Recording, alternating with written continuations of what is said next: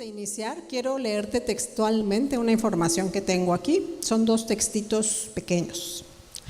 Dice: el 90% de las cosas que nos preocupan jamás suceden. Y sin embargo, ese conjunto de pensamientos que ronda en nuestra mente, por ejemplo, ¿y si no encuentro trabajo? ¿Y si no apruebo? ¿Y si me pongo enferma? ¿Y si mi pareja me deja? Etcétera. Tiene un impacto directo en nuestra salud. Así lo afirmó en la Universidad de Navarra la doctora Marian Rojas. La psiquiatra explicó que cuando vivimos un estado de alerta, amenaza, incertidumbre, miedo, etcétera, se activa el cortisol, la hormona del estrés. Entonces, nuestro cuerpo se pone en marcha y se modifica a nivel físico. Se cae el pelo, nos salen canas y arrugas. Se sufren taquicardias, cuesta respirar, cambia el sistema digestivo, no dormimos bien. Y también psicológicamente hay irritación, tristeza, 3 puntos. Asimismo, la corteza prefrontal, la zona del cerebro encargada de la atención, la concentración, la resolución de problemas y el control de impulsos, se desactiva.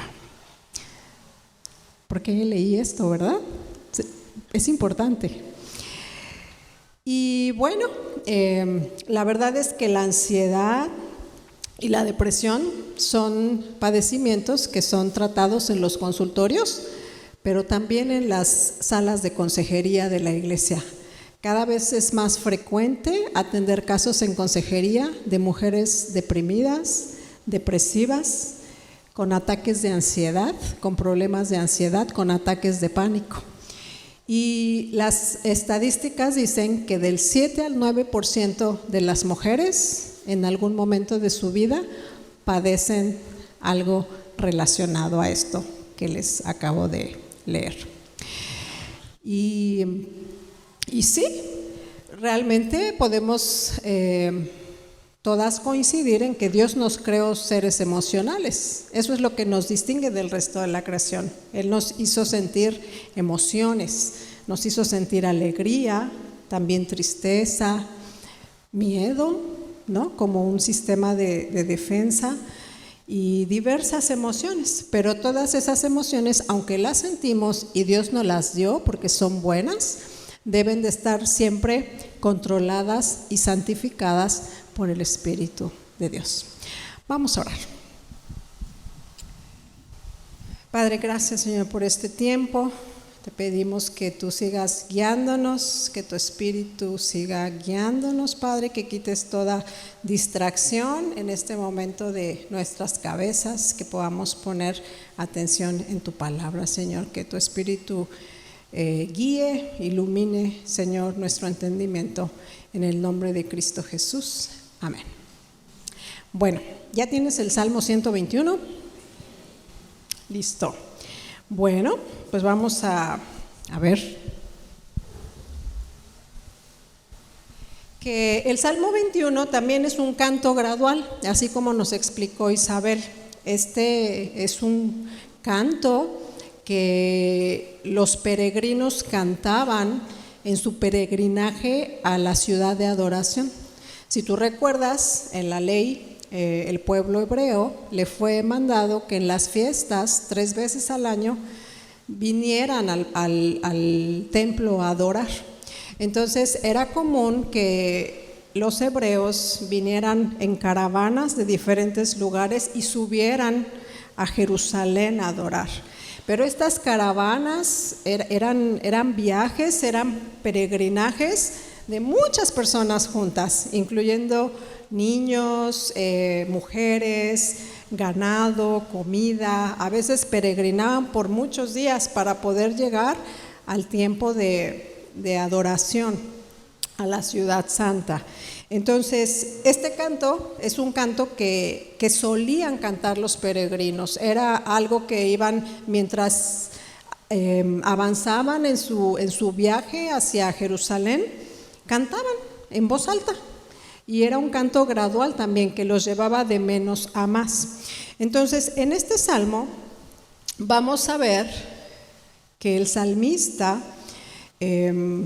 nos va a enseñar grandes cosas también.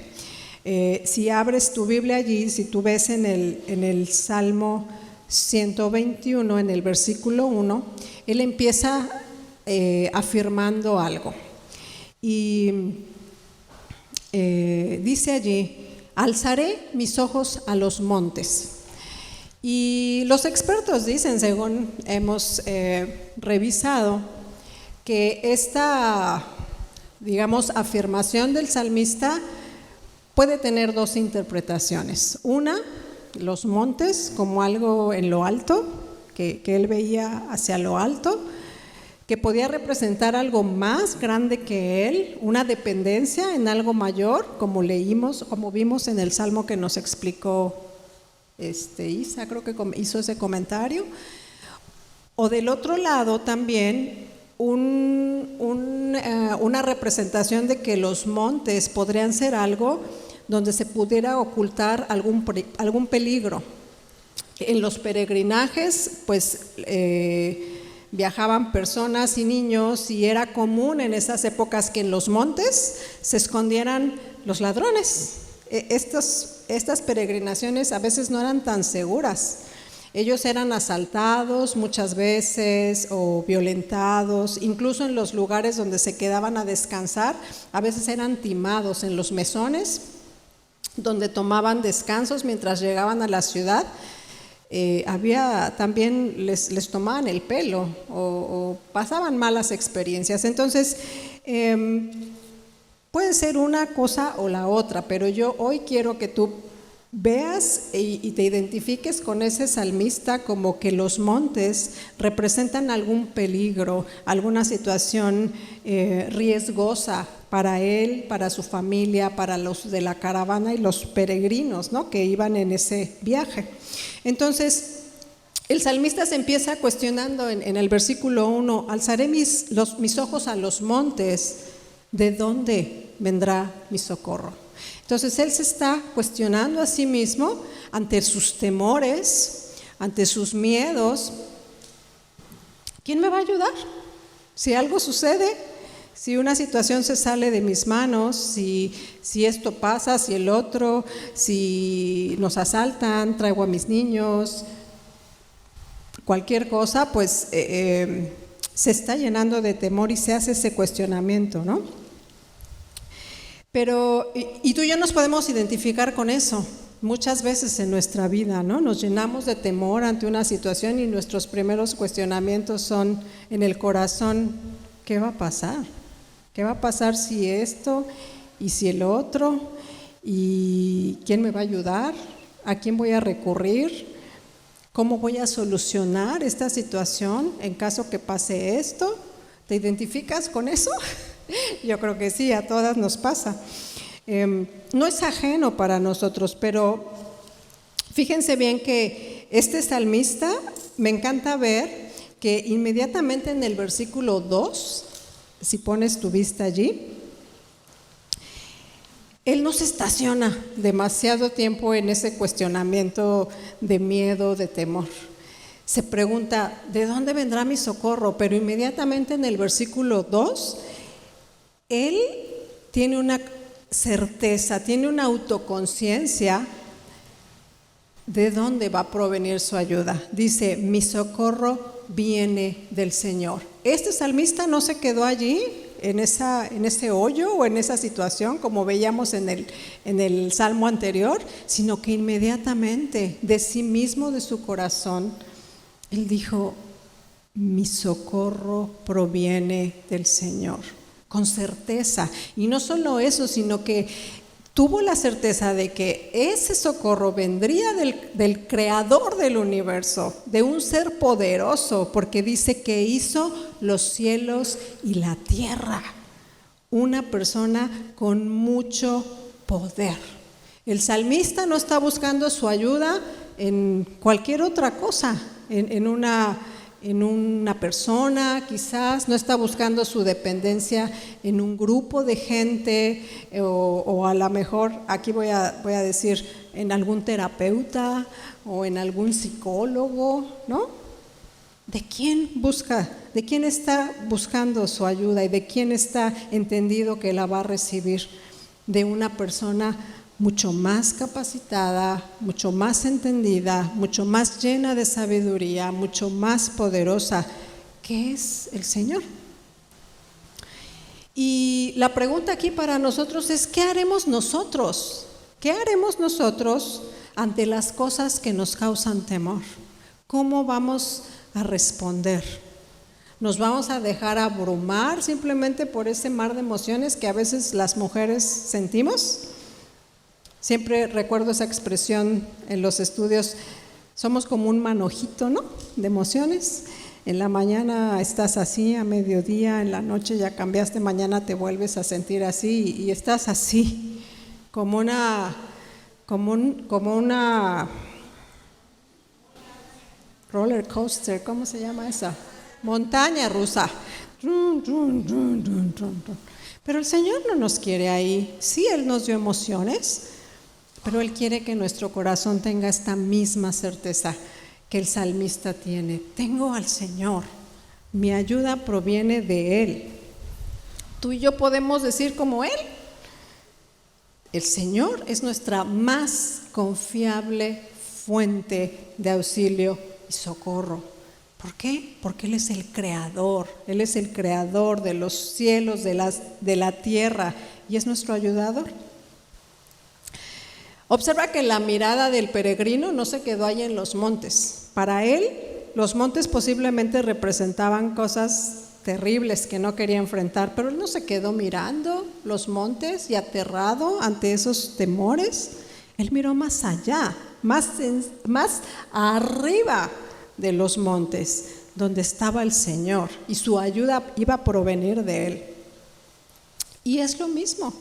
Tú y yo no podemos quedarnos congeladas ante nuestras circunstancias, porque muchas veces nuestras circunstancias nos van a nublar la mirada, nos van a aterrar, nos van a desanimar, y nos podemos quedar allí, inmóviles, congeladas en el temor, en el miedo, en la depresión. Y esto me hizo pensar un poco en Pedro. Tú has leído la historia de Pedro, ¿no? Cuando Jesús lo llama a venir sobre las aguas, Jesús se quedó de este lado, mandó a sus discípulos a entrar en una barca y los mandó por delante. Y a medianoche, bueno, creo que la cuarta vigilia, el Señor Jesús, después de haber orado un tiempo, de estar un tiempo a solas, los alcanzó en la barca. Y Él empezó a andar sobre las aguas y los discípulos se aterraron porque pensaron que era un fantasma. Nunca habían visto a alguien andar sobre las aguas. Eso es algo sobrenatural. ¿Quién no iba a pensar que eso era un fantasma, no? Y el Señor, sin embargo, les dice: tranquilos, no se espanten, soy yo. Y se impactaron, y Pedro, ante esa respuesta, le dice a Jesús: Jesús, dime que yo vaya, que yo quiero ir contigo. Y Jesús le dijo: ven. Y Pedro tuvo la fe inicial para salir de la barca y empezar a dar el primer paso hacia Jesús. Y allí iba muy bien, ¿no? Pero cuando empezó a ver que los vientos eran contrarios, vamos a leerlo, vamos a buscarlo, Mateo 14. Vamos a hacer así como paradas nada más estratégicas ahí por el tiempo. Es Mateo 14.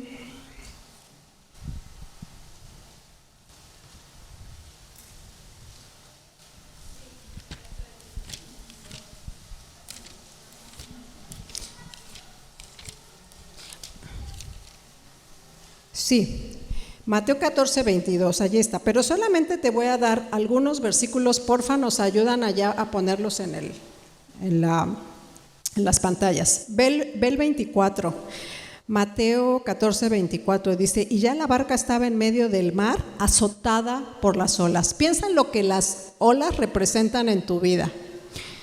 Porque el viento era contrario, ¿no?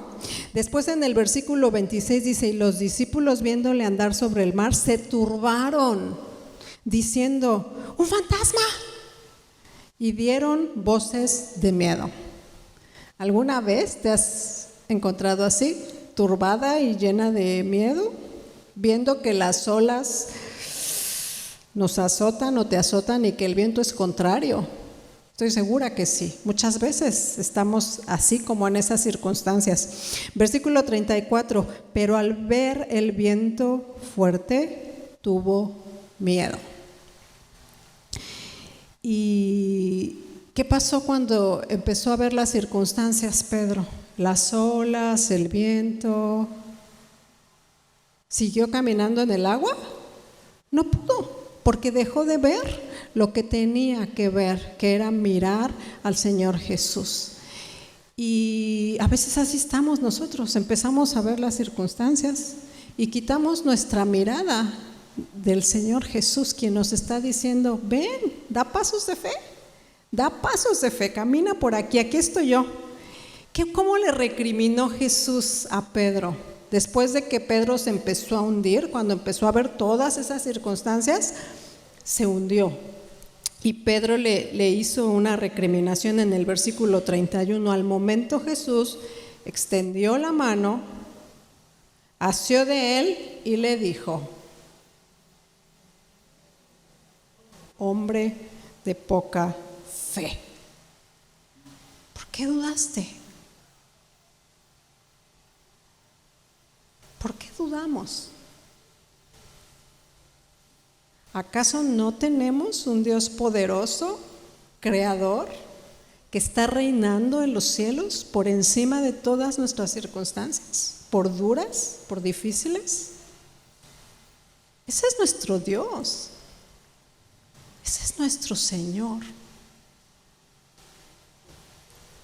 Me hizo recordar también esto, otro ejemplo en contraste, David. Vamos a ver en Primera de Reyes.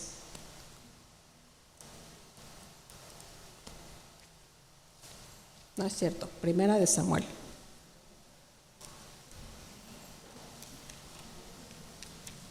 Primera de Samuel, capítulo 17.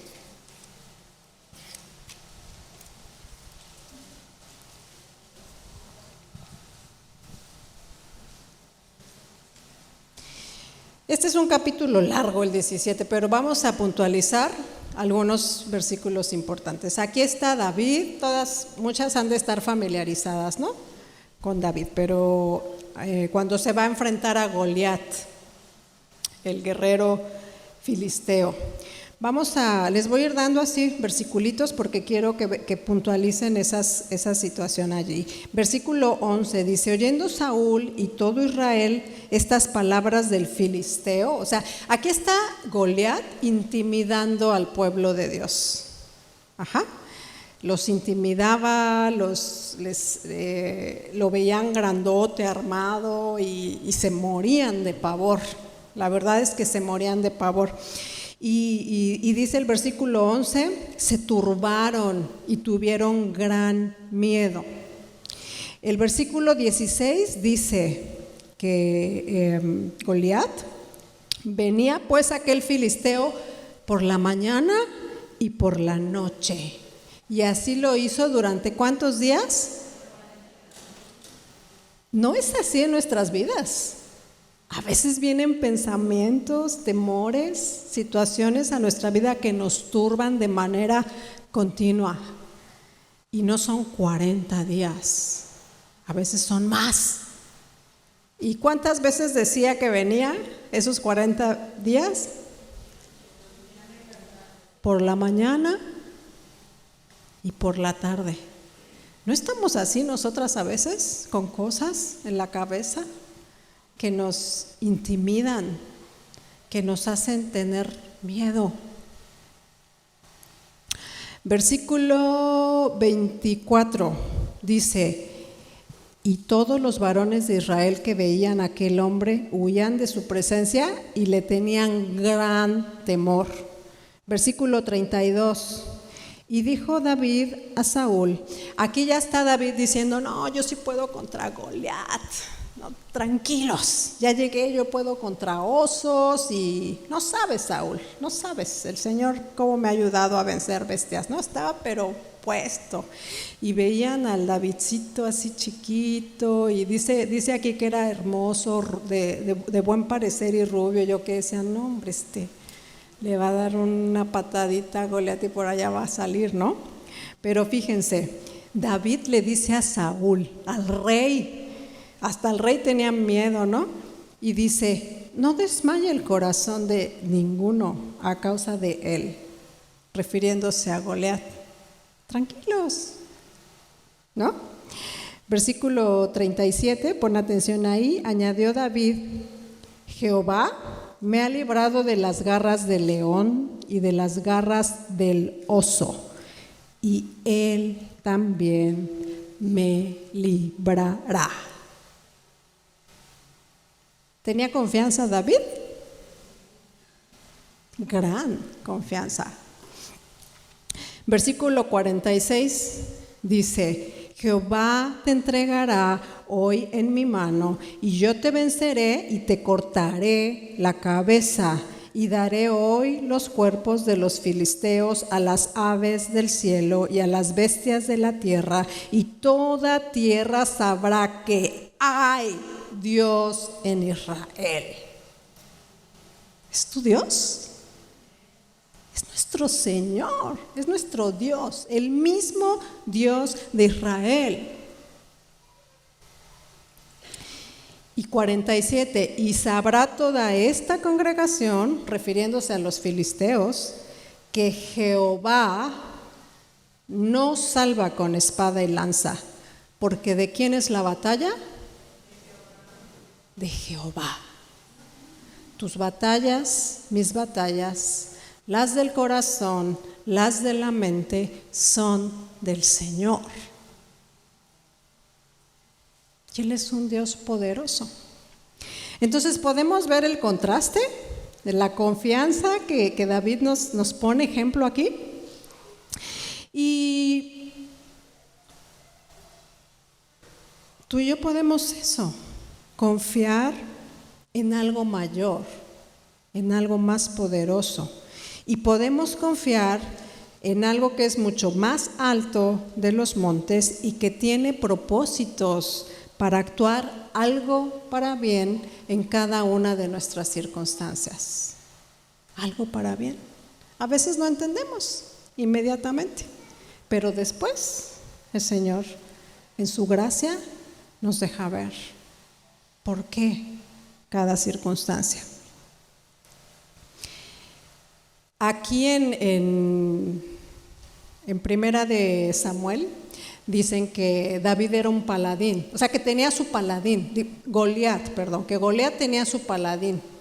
Yo te pregunto hoy a ti, ¿identificas tus paladines? ¿Tienes un paladín que esté intimidando tu vida, así como intimidaban al pueblo de Israel? ¿Quiénes son esos paladines que nos están haciendo temer, que nos están atemorizando? O la otra pregunta que te hago, ¿estás en una barca que está siendo azotada por el mar, por las olas, por los vientos, y estás dejando de ver que Jesús está listo para entrar en ella y calmar esas tormentas? Versículo 3 en el Salmo 21. Nos da vamos a partir ese versículo en dos partes. La primera dice, no dará tu pie al resbaladero. ¿Alguna vez has caminado por un suelo resbaladizo o rocoso? ¿Cómo camina uno? Salmo 121, ya regresamos al Salmo 121, versículo 3, la primera parte dice, no dará tu pie al resbaladero. Son feos esos caminos donde no puedes andar seguro, ¿no? No traes a lo mejor las condiciones correctas, está mojado, está rocoso, se te puede ¿cómo se dice? Torcer un pie.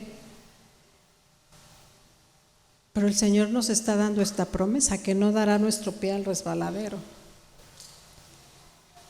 Y hay dos caminos, bueno, varios, pero yo quiero hablarte esta tarde de dos caminos importantes que el Señor ha provisto, que son caminos seguros, por donde no vas a resbalar fácilmente. El primer camino es su palabra. El Salmo 119 nos habla extensamente de la palabra del Señor, pero yo quiero solamente puntualizarte hoy 4 versículos. Salmo 119, 28 dice: se deshace mi alma de ansiedad, susténtame según tu palabra. Versículo 50 en el mismo Salmo: ella es mi consuelo en mi aflicción, porque tu dicho me ha vivificado. Versículo 92: si tu ley no hubiera sido mi delicia, ya en mi aflicción hubiera perecido. Versículo 114: mi escudo, mi escondedero eres tú, en tu palabra he esperado.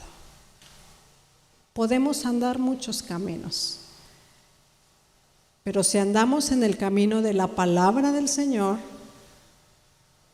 no vamos a resbalar fácilmente. Ese es un camino seguro, que no es resbaladizo. Otro camino seguro para andar es el camino de la gracia del Señor. ¿Y qué quiero decir con esto? El camino de la gracia del Señor. Nuestros caminos, nuestro peregrinaje, si nos identificamos con el salmista,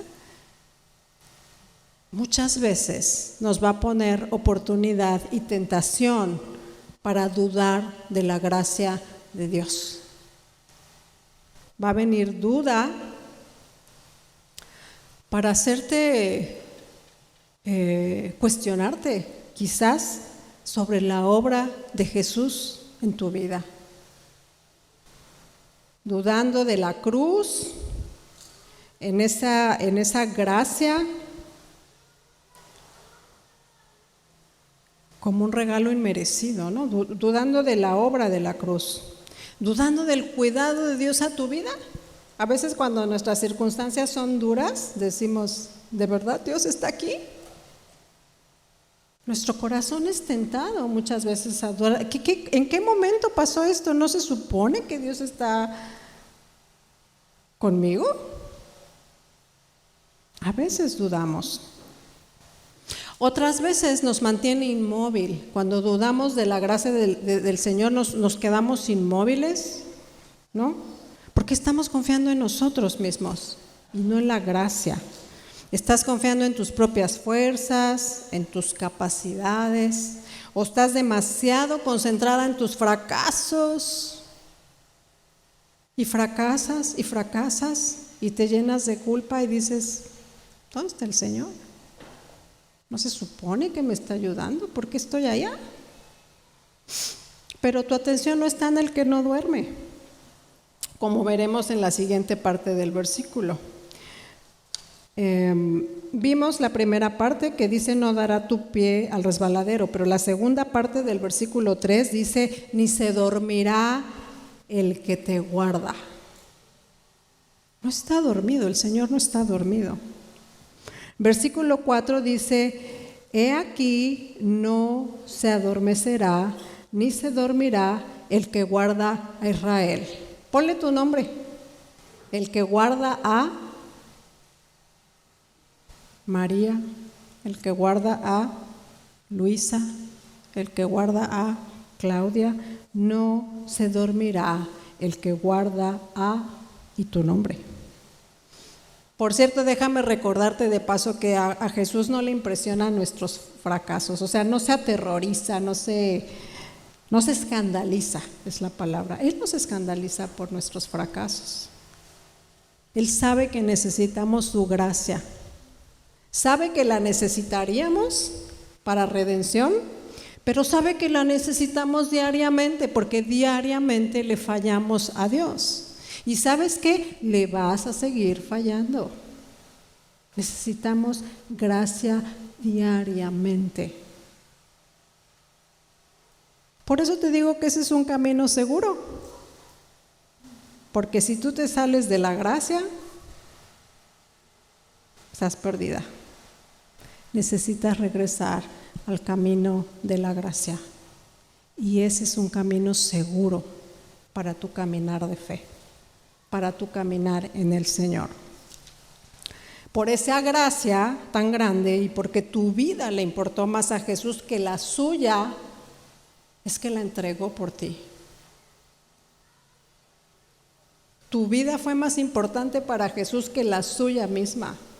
Por eso no la escatimó. Por eso la entregó. No por tus méritos, porque nosotros no tenemos más que nuestro pecado para contribuir a eso. No porque fueras buena persona, ni porque fuéramos muy lindas. Él nos rescató para poder disfrutar de una comunión contigo.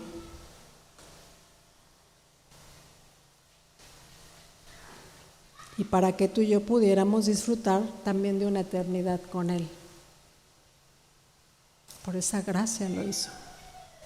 Romanos 5:1 dice: justificados pues por la fe, tenemos paz para con Dios por medio de nuestro Señor Jesucristo, por quien tenemos también entrada por la fe a esta gracia, que es donde yo quiero que tú veas, en la cual estamos firmes.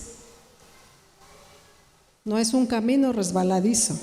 Y nos gloriamos en la esperanza de la gloria de Dios.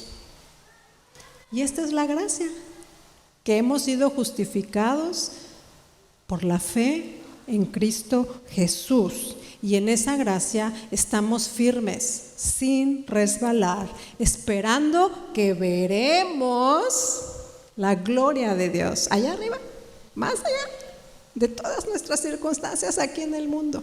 ¿Estamos esperando eso? Sí. Estamos esperando ver la gloria del Señor y tú tienes que vivir cada día esperando la gloria del Señor. Y si no andas en el camino seguro de la palabra y si no andas en el camino seguro de la gracia, te vas a perder. Vas a perder rumbo, perspectiva. Regresamos al versículo 4, 3 y 4, ¿no? Bueno, ya vimos que Él no se duerme, está como un centinela. Ya explicó Isabel lo que es un centinela, ya no voy a explicar. Pero Él no se duerme, el Señor no se adormece, no como tú y como yo, nada le toma por sorpresa. Él está vigilante, atento, con sus ojos atentos. Y ¿sabes? Nada le toma por sorpresa. Él conoce todas las cosas. Él conoce tu pasado, conoce tu presente y también conoce tu futuro. Él ya sabe. Él ya vio la película completa de nuestras vidas. Nada le toma por sorpresa. Todas nuestras circunstancias y nuestras vidas en la tierra, Él ya las conoció desde antes. Conoce el principio y el final de cada historia de vida. Y nuestra historia de vida está en sus manos. Él la está guardando. No está ahí simplemente observando medio dormido, como tú y yo cuando nos cansamos, ¿verdad, Carol? Ayer andábamos así como que se nos acaba la energía, a Él no se le acaba, ni duerme. No le da el down como a nosotros. Así es que tú y yo podemos descansar. Porque es un alivio saber que el Señor continúa trabajando en nuestras vidas, aún en condiciones imperfectas. Yo estoy segura, porque así sucede en mi vida, que mi vida tiene muchas situaciones imperfectas. Y estoy segura que en la tuya también hay situaciones imperfectas. Pero qué hermoso descanso que el Señor sigue trabajando, muy a pesar de esas situaciones imperfectas.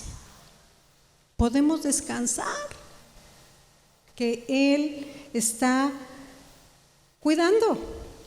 Podemos descansar, que Él ha prometido guardarnos, cuidarnos, y lo va a hacer.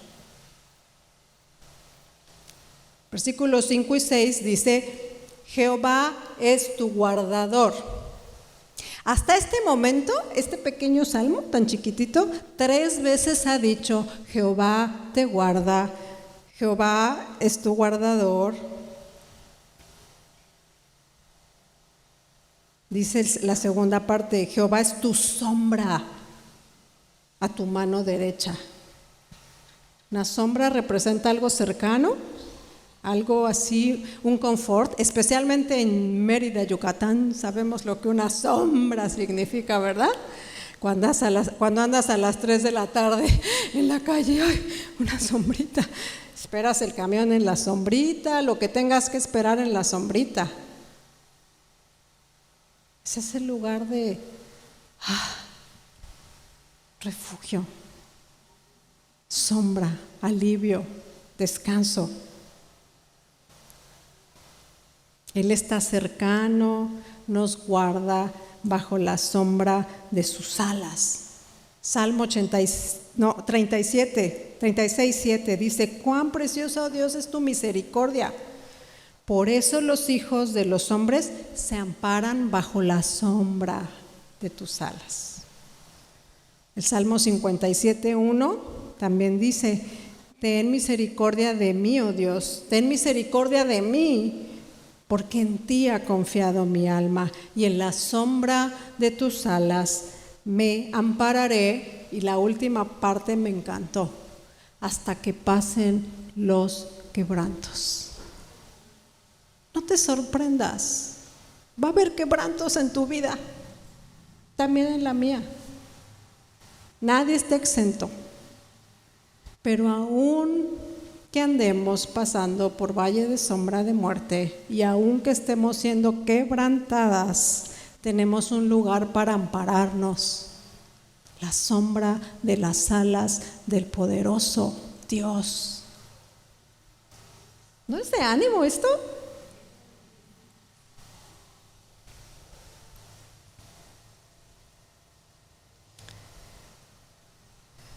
Versículo 6: el sol no te fatigará de día, ni la luna de noche. Y me gusta ver este juego de palabras aquí, porque si tú ves en esa línea, te habla del sol y de la luna. Sol y luna. Y te habla del día y la noche. Esto nos da un sentido de algo total, ¿no? Desde el principio hasta el final.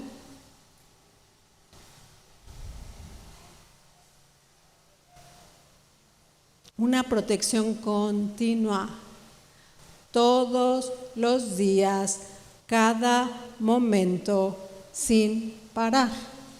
¿No es así? Cada día sale el sol, vemos la luna, al día siguiente volvemos a ver el sol, volvemos a ver la luna, es de día, es de noche, vuelve a ser de día, vuelve a ser de noche. Es un ciclo, ¿no? Algo completo. Y esa es la promesa del Señor.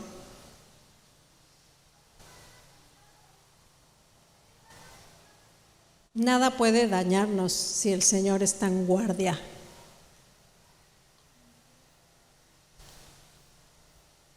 Juan 10:28.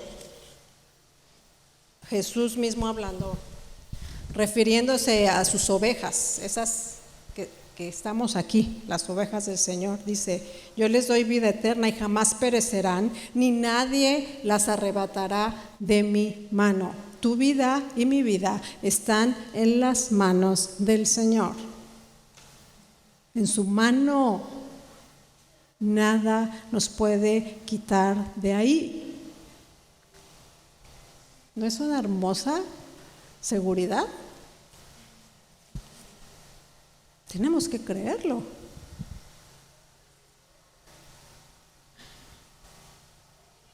Te guarda en el presente, pero me encanta ver algo hermoso. Versículos 7 y 8. Vamos a ver allí.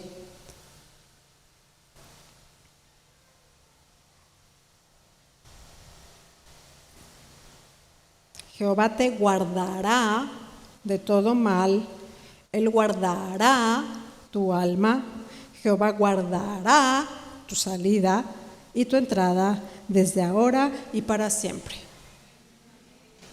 Amén.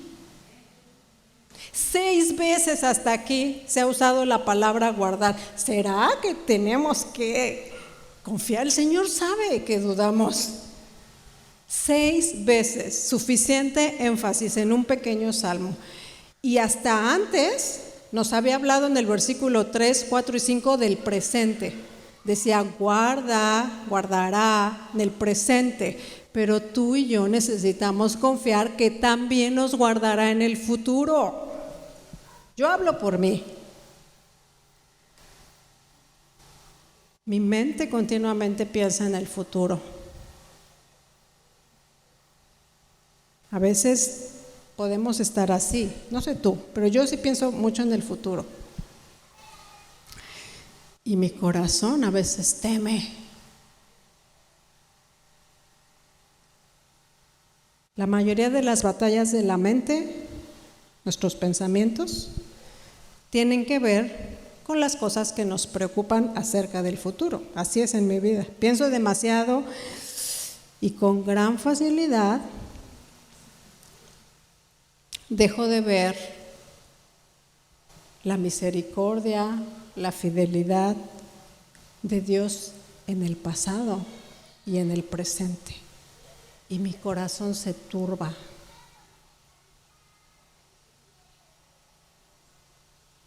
Como si Dios fuera a cambiar de parecer. Como si Dios fuera a decir, bueno, te mostré mi misericordia en el pasado, mi fidelidad en el pasado, mi cuidado en el pasado, mi provisión en el pasado, pero ahora ya no. De aquí en adelante ya me cansé. Dios no cambia.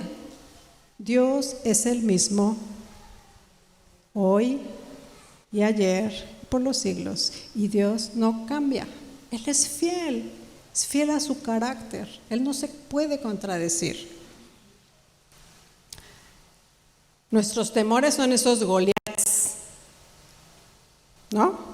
O esas tormentas en la barca.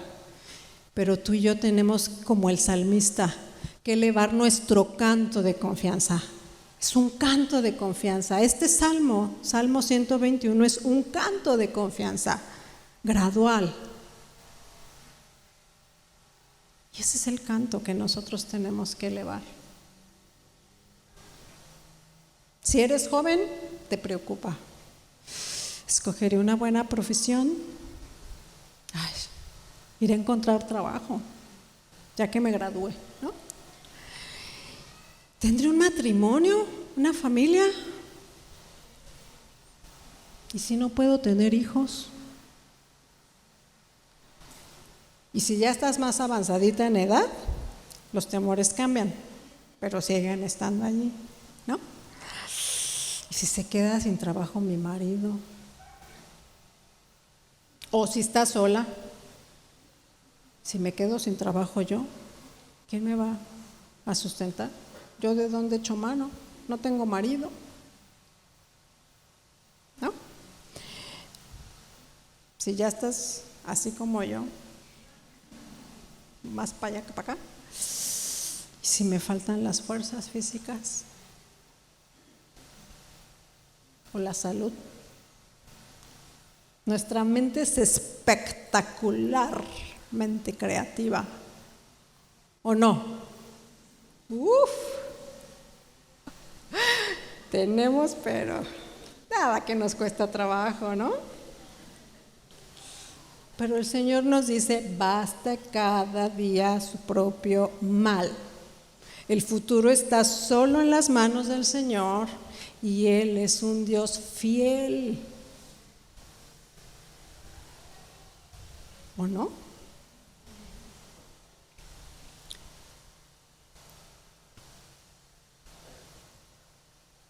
Versículos 7 y 8 dice: Jehová te guardará de todo mal, guardará tu alma, Jehová guardará tu salida y tu entrada desde ahora y para siempre.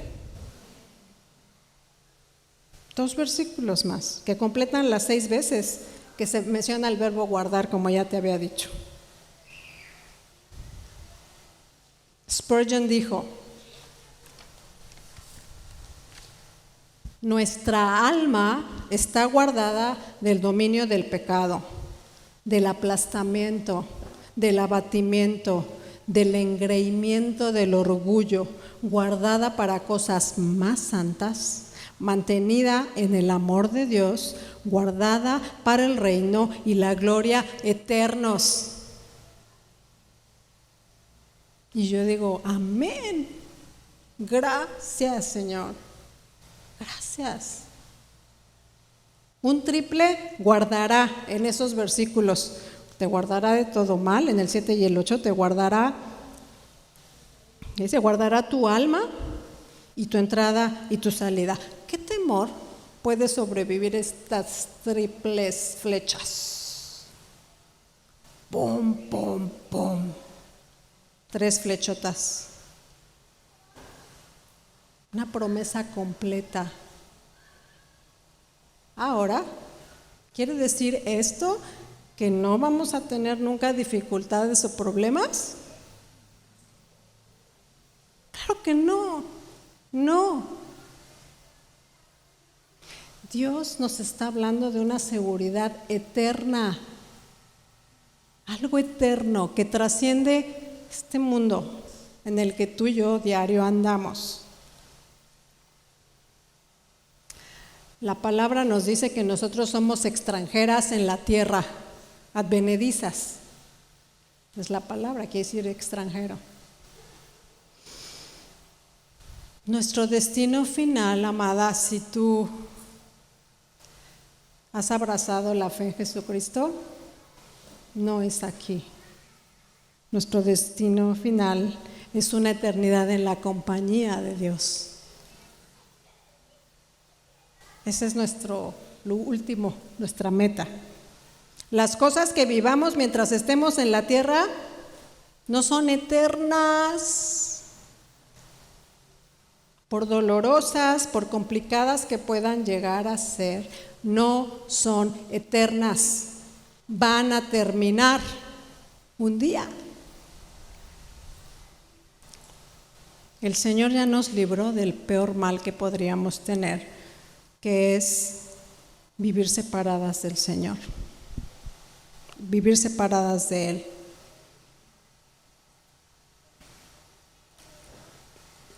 Ya nos libró en Jesús. Jesús ya lo hizo en la cruz.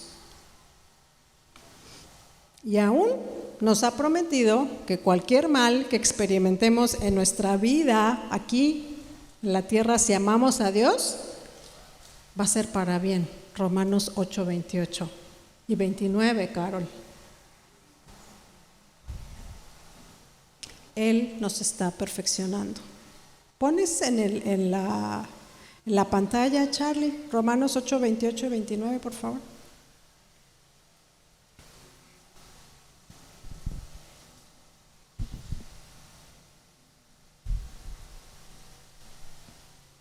Allí dice que sabemos que a los que aman a Dios, todas las cosas les ayudan para bien.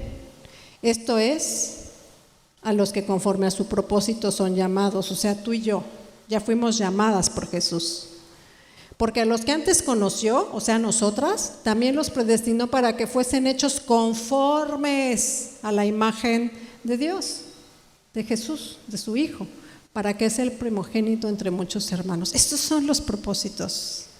Las pruebas, las dificultades nos perfeccionan. ¿Nos duelen? Sí, pero nos perfeccionan y nos hacen ser más como Cristo.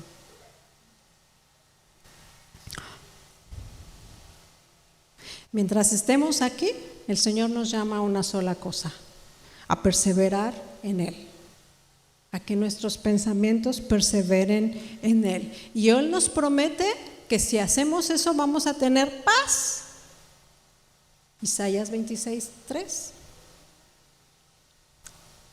Y paz no significa ausencia de problemas y dificultades. Las vamos a tener. También esa es una promesa, que mientras andemos en este mundo vamos a tener problemas y dificultades, aflicción. Pero paz no significa ausencia de esas dificultades. Paz significa saber que Dios está presente y obrando aún en medio de los problemas y las dificultades. El Señor nos llama a cantar este canto de confianza. ¿Confiaremos? ¿Confiaremos? Vamos a orar.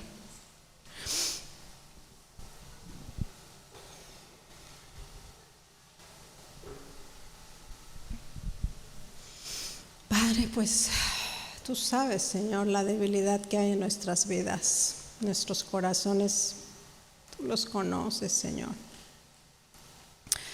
Y te pedimos perdón, Señor, cuando nos llenamos de temores, de ansiedades, y olvidamos, Señor, que tú eres nuestro guardador, Señor. Dejamos de verte, Señor, y nos abrumamos por las circunstancias. Mi Dios, gracias porque hoy tú nos has recordado, Señor, que nos guardarás en paz, Señor. Y gracias porque tú prometes, Señor, que guardarás en completa paz a todo aquel que ha confiado en ti. Ayúdanos. Tú sabes que te necesitamos. Gracias por este recordatorio, Señor. Ayúdanos a andar cantando ese canto de confianza, Señor, siempre a ti. Bendecimos tu nombre, Señor, esta noche. Jesús, Salvador nuestro. Amén.